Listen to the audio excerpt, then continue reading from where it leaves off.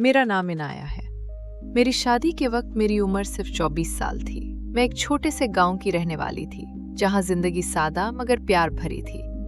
मेरी शादी जफर से हुई, एक ऐसे शख्स से जिसके वालिदैन का बचपन में ही इंतकाल हो गया था। जफर को उसके दूर के अंकल इकबाल और आंटी अज़मा ने गोद लेकर अपने बेटे की तरह पाला। अंकल इकबाल फौज से रिटायर्ड थे और अब लाहौर में अपना कारोबार चलाते थे। वो एक खूबरू और सेहतमंद शख्स थे, जबकि आंटी अज़मा भी अपनी खूबसूरती और खुश मिजाजी के लिए मशहूर थी। दोनों खाने पीने के शौकीन थे और सेहत का खास ख्याल रखते थे। आंटी अक्सर कहा करते, इनाया, जिंदगी का असल मजा वही ले सकता है जो अपनी सेहत का ख्याल रखे। शादी के बाद मैं गांव से निकलकर लाहौर के पुररौनक शहर में जफर के घर आ गई।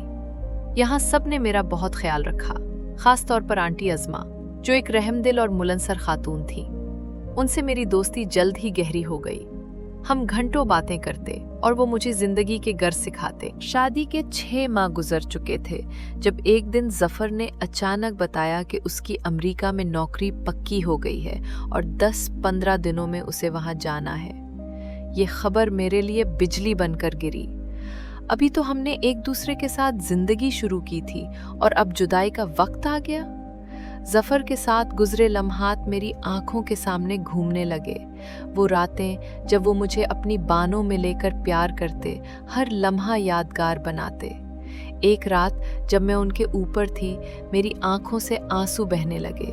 जफर ने मुझे गले लगाया और कहा, इनाया मेरी जान, ये जुदाई आर्जी है, मैं वहाँ सेटल होते ही तुम्हें बुला लूँगा। मैंने रोते हुए कहा, जफर, तुम्हारे बगैर ये वक्त कैसे गुजरेगा, मैं ये जुदाई बर्दाश्त नहीं कर सकती। जफर ने मुझे मुस्तकबिल के सुनहरी ख्वाब दिखाए, लेकिन मेरा दिल नहीं मान रहा था। उस रात हमने एक दूसरे को सोने न दिया। हमने अपनी हसरत पूरी करने की कोशिश की, जैसे वो आखिरी रात हो। फिर वो दिन आ गया जब जफर को एयरपोर्ट छोड़ने का वक्त आया। अंकल, आंटी और मैं उसे अलविदा कहने गए। जफर ने मुझे आखिरी बार गले लगाया और मैं फिर रो पड़ी। आंटी ने मेरी बहुत दिलजुई की, लेकिन घर वापस आकर वो खालीपन मेरे दिल को काटने लगा। जफर के जाने के बाद घर सोना सोना लगता था। हर रात उसके बगैर अधूरी थी। एक रात जब मैं बिस्तर पर लेटी, जफर की यादें मेरे जहन में घूमने लगी। उसकी बातें, उसका प्यार, उसके हाथों का लम्स, सब कुछ जैसे कल की बात हो। मेरी आंखों से आंसू बहने लगे और सुबह तक मेरी आंखें सूज चुकी थीं। आंटी ने देखा तो सब समझ गईं। उन्होंने मुझे गले लगाया और तसल्ली दी। उनके समझाने से मैंने हालात से समझौता कर लिया। खुद को मसरूफ रखने के लिए मैंने घर के सारे काम संभाल लिए, नाश्ता बनाना, घर की सफाई, खाना तैयार करना, सब कुछ। उससे आंटी की जिम्मेदारियां कम हो गईं और वो अपना ज्यादा वक्त कमरे में टीवी देखते हुए गुजारने लगी। अंकल इकबाल रात गए दुकान से वापस आते और मैं उनके लिए खाना गर्म करती। एक रात अंकल जल्दी आ गए और उन्होंने कहा कि खाना उनके कमरे में ले आऊं। मैंने खाना गर्म किया, उनके कमरे में दिया और फिर बर्तन समेटकर अपने कमरे में आ गई। उस रात नींद न आई। कोई 1 घंटा बाद जब मैं पानी पीने के लिए किचन गई तो देखा कि अंकल और आंटी के कमरे की लाइट जल रही थी और दरवाजा हल्का सा खुला था। जैसे ही मैं वहां से गुजरी, कुछ आवाजें सुनाई दी। दिल की धड़कन तेज हो गई। न चाहते हुए भी मेरी नजर दरवाजे के खुले हिस्से से अंदर पड़ी। अंकल और आंटी एक दूसरे के साथ मुबाशरत के लम्हात में थे। अंकल की पुश्त दरवाजे की तरफ थी और वो पुरजोश अंदाज में हरकत कर रहे थे। आंटी की लज्जत भरी आवाजें मेरे कानों में गूंज रही थीं। ये मंजर देखकर मेरे जिस्म में एक अजीब सी सनसनी दौड़ गई। कुछ देर बाद अंकल ने पोजीशन बदली। अब वो नीचे लेट गए और आंटी उनके ऊपर आ गई। उस लम्हे मेरी नजर अंकल के जिस्म पर पड़ी और मैं सकते में आ गई। उनका तना हुआ आला तकरीबन 8 इंच का था। आंटी ने बड़ी उसानी से उसे अपने अंदर लिया और हरकत शुरू कर दी। कुछ ही देर में आंटी की जोरदार आवाज निकली और वो अंकल के सीने पर गिर गई। उन्होंने कहा, इकबाल बस, मेरी बस हो गई, अब और नहीं होता। अंकल ने हंसते हुए कहा, लेकिन मेरी प्यारी बीवी, मेरा काम तो पूरा करो, इतनी जल्दी थक गई। उस मंजर ने मुझे अजीब से एहसासात में मुब्तला कर दिया। मैं अपने कमरे में वापस आई, लेकिन दिलो दिमाग में हलचल मची थी। जफर की याद, उस घर की तन्हाई और अब ये गैर मुतवक्के मंजर। सब कुछ मेरे जहन को मखशोश कर रहा था। मैं सोच रही थी कि क्या ये घर, ये लोग और मेरी जिंदगी अब किस तरफ जाएगी।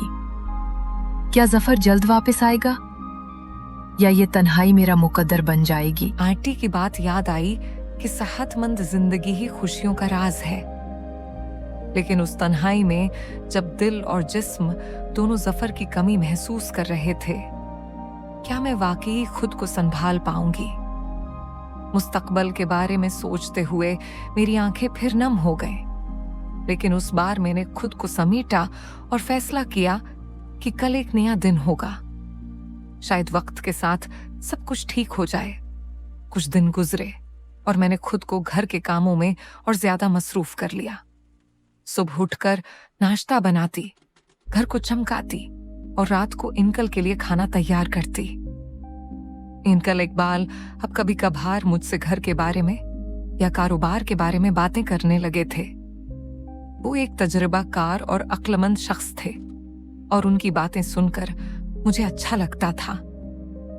एक रात जब मैं उनके लिए खाना लेकर उनके कमरे में गई, उन्होंने मुझे बैठने को कहा। अनाया, तुम ठीक तो हो ना? इनकल ने गहरी नजरों से पूछा। जफर के जाने के बाद तुमने खुद को बहुत मसरूफ कर लिया है, मैंने मुस्कुराकर कहा। अंकल, बस दिल को बहलाने का एक तरीका है। काम करती हूं तो वक्त गुजर जाता है। इनकल ने सिर हिलाया और कहा, तुम एक मजबूत लड़की हो अनाया, लेकिन याद रखो हम यहां हैं तुम्हारे लिए। अगर कभी कोई बात हो हमसे शेयर करना। उनकी बातों से मुझे सुकून मिला, लेकिन उस रात के वाकये के बाद जब से मैंने अंकल और आंटी को उस हाल में देखा था, मेरे दिल में एक अजीब सी कशमकश थी। सफर की कमी तो थी ही, लेकिन अब मेरे जहन में कुछ और ख्यालात भी आने लगे थे। मैं खुद को समझाती कि ये सब गलत है, लेकिन जिस्म और दिल की बेचैनी खत्म ना होती थी। एक दिन जब मैं बावर्ची खाने में काम कर रही थी, आंटी आए और कहने लगी, इनाया, तुम्हारे हाथों में जादू है। ये खाना तो इकबाल को बहुत पसंद आया। मैंने शर्माते हुए कहा, आंटी, बस आपकी तरबियत का असर है। आंटी हंस पड़ी और कहने लगी, नहीं नहीं, ये तुम्हारी मेहनत है। वैसे तुमने कभी सोचा कि जफर के जाने के बाद तुम्हारी जिंदगी कैसी होगी? उनका सवाल सुनकर मैं खामोश हो गई। मैंने कहा, आंटी, बस जफर के आने का इंतजार है। वो कहते हैं कि जल्द मुझे बुलाएंगे। आंटी ने मेरा हाथ पकड़ा और कहा, इनाया, जिंदगी इंतजार में नहीं गुजारी जाती। तुम जवान हो, खूबसूरत हो, अपने लिए भी कुछ सोचो। उनकी बातों ने मुझे सोच में डाल दिया। क्या वो कुछ और इशारा कर रही थीं या ये बस मेरा वहम था? उस रात जब मैं अपने कमरे में लेटी, मेरे जहन में बार बार वही मंजर घूमने लगा। अंकल का मजबूत जिस्म, आंटी की लज्जत भरी आवाजें और वो पुरजोश लम्हात। मैं खुद को रोकने की कोशिश करती, लेकिन मेरा जिस्म मेरे काबू में ना था। एक शाम जब अंकल दुकान से वापस आए, वो काफी खुश मजाज लग रहे थे। उन्होंने मुझे बुलाया और कहा, इनाया, आज तुम्हारे लिए एक तोहफा लाया हूं। मैं हैरान हुई। अंकल ने एक छोटा सा डब्बा निकाला जिसमें एक खूबसूरत सी चौड़ी थी। ये तुम्हारे लिए, उन्होंने मुस्कुराते हुए कहा। तुम उस घर की रौनक हो। मैंने शर्माते हुए चौड़ी कबूल की और शुक्रिया अदा किया, लेकिन उनकी नजरों में कुछ ऐसी गर्मजोशी थी जो मुझे अजीब लगी। उस रात जब मैं अपने कमरे में थी, अंकल अचानक दरवाजे पर आए। इनाया, क्या मैं अंदर आ सकता हूं? उन्होंने पूछा। मैंने हिचकिचाते हुए कहा, जी अंकल, आए। अंकल अंदर आए और बेड के पास बैठ गए। इनाया, मैं जानता हूं कि तुम जफर को बहुत याद करती हो, लेकिन तुम अकेली नहीं हो। हम सब तुम्हारे साथ हैं। उनकी बातों से मेरा दिल कुछ हल्का हुआ, लेकिन फिर उन्होंने मेरा हाथ पकड़ लिया। तुम बहुत खास हो इनाया। तुम्हारी मुस्कुराहट उस घर को रोशन करती है।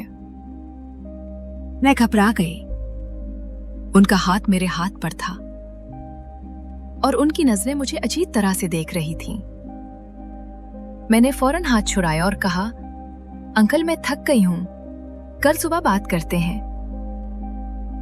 अंकल ने मुस्कुराकर सर हिलाया और चले गए। लेकिन उस रात मेरी आंखों से नींद गायब थी। क्या यह सब मेरी सोच का नतीजा था या वाकई कुछ बदल रहा था?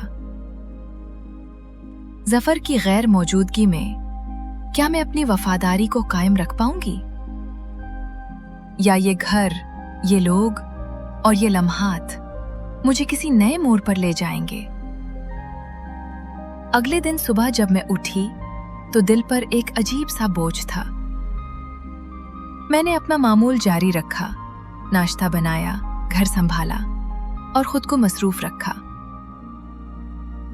लेकिन अंकल की रात वाली बात और उनकी नजरें मेरे जहन से ना निकल रही थीं। मैंने सोचा कि शायद ये सब मेरा वहम है। अंकल तो मेरे ससुर की तरह है, वो भला ऐसी सोच कैसे रख सकते हैं? दोपहर को आंटी ने मुझे बुलाया और कहा कि वो शाम को अपनी एक सहेली के घर जा रही हैं। इनाया, तुम घर संभाल लेना। इकबाल भी आज जल्दी आएंगे, उनका खाना तैयार रखना।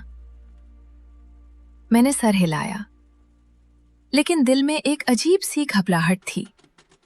शाम को जब आंटी चली गईं, घर में एक अजीब सी खामोशी छा गई। मैंने खाना तैयार किया और अंकल के आने का इंतजार करने लगी। जब अंकल वापस आए तो वो मामूल से ज्यादा खुश मिजाज लग रहे थे। उन्होंने मुझसे कहा, इनाया, आज खाना हम दोनों एक साथ खाते हैं। अज़मा तो घर पर है नहीं। मैंने हिचकिचाते हुए कहा, जी ठीक है अंकल। हमने खाने की मेज पर बैठकर खाना खाया। अंकल ने कारोबार की बातें की, लेकिन उनकी नजरें बार बार मुझ पर ठहर रही थीं। खाने के बाद जब मैं बर्तन उठाने लगी, अंकल ने मेरा हाथ पकड़ लिया। इनाया, जरा बैठो तो। मैं घबरा गई, लेकिन बैठ गई। अंकल ने कहा, तुम बहुत अच्छा खाना बनाती हो। जफर खुशकिस्मत है कि उसे तुम जैसी बीवी मिली। मैंने शर्माते हुए कहा, शुक्रिया अंकल। अंकल ने आगे कहा, लेकिन इनाया, जफर तो यहां नहीं है। तुम अकेली हो और ये तन्हाई मुश्किल होती है। उनकी बातों से मेरा दिल धड़कने लगा। मैंने फौरन उठकर कहा, अंकल, मुझे बर्तन धोने हैं। आप आराम करें। उस रात जब मैं अपने कमरे में लेटी, मेरा दिल बेचैन था। अंकल की बातें, उनकी नजरें और वो रात का वाकया, सब कुछ मेरे ज़हन में घूम रहा था। मैंने जफर को फोन किया, लेकिन उसका नंबर बंद था। मेरी बेचैनी और बढ़ गई।